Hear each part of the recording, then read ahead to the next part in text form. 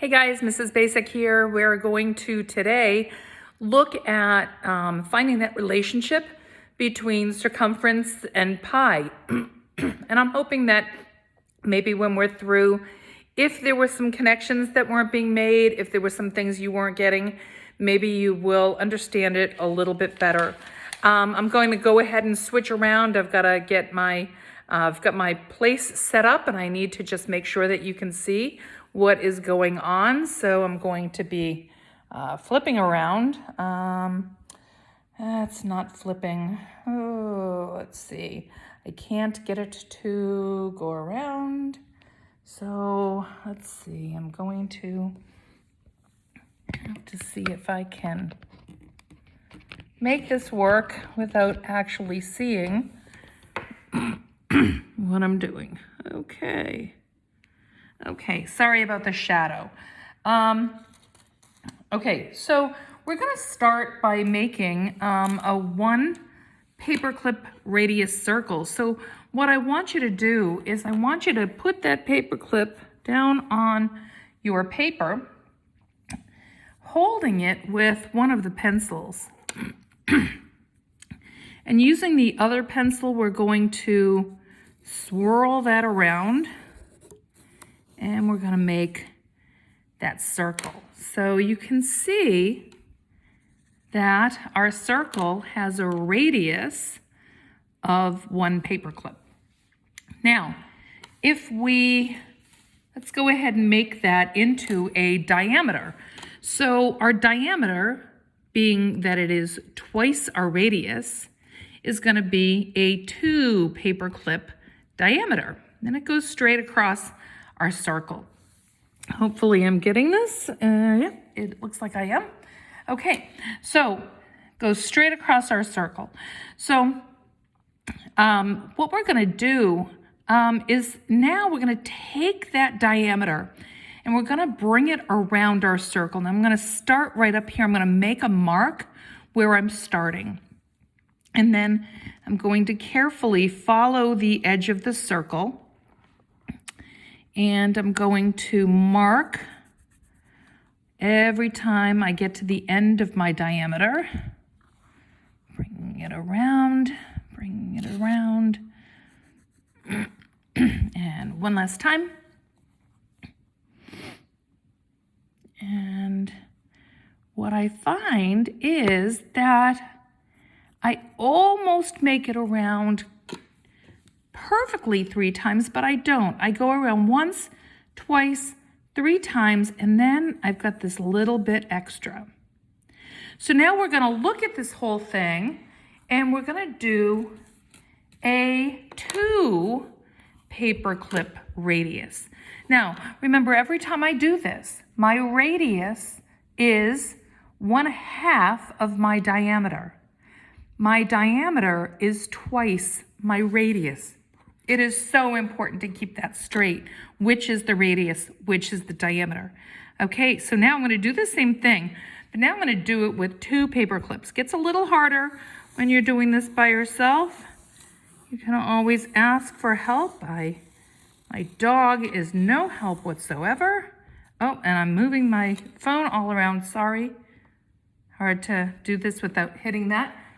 I'll do another check to make sure that you can actually see my circle. It's in the shadows. I'm going to move it up a little bit. Okay, so here we have my radius of 2 paperclip circle. You can see here's my radius, 2 paper clips. And now what I'm going to do is I'm going to add on 2 more paper clips. So I hope you collected your materials for this so that you can actually do it with us. I think that it makes a lot of difference when you are able to actually physically see this yourself. Okay, and do it with your own paper clips. Okay, so, and if we were in school, this is what we would be doing right now. Okay, so here is our diameter of 4 paper clips that went with our radius of 2 paper clips, okay? And we're gonna do the same thing as we did before. I'm gonna mark a starting point and I'm going to bring my diameter around my circle, marking where I end so that I know where to start again, making sure that I follow that line of the exterior of my circle as closely as I possibly can. Bringing it around one more time here, staying close to that line. And there is my end.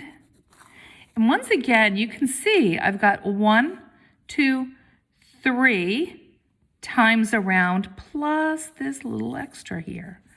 Okay, so now I did ask you to have 6 paper clips because I think that doing one more circle is kind of fun. So we're going to go ahead and we're going to do our one last circle that is a 3 radius circle. It's once again really important. Make sure this is in the center so you don't fly off your paper. Okay, and we're going to stretch that out. And I'm going to make this circle and try not to keep hitting my camera so that it makes it difficult for you to see. And here we have our 3 radius circle right there. Okay, and I'm going to go ahead and attach the rest of my paper clips, and that way I will have a 6 diameter circle. Okay, and we are going to do our process one last time. I'm going to mark my starting point, and I'm going to carefully walk my diameter around my circle. It gets a little harder with the longer diameter, so just take your time with it. I'm a practiced professional, do this every year. It still goes awry sometimes. Okay, and one more time, bringing it around and around. There we go.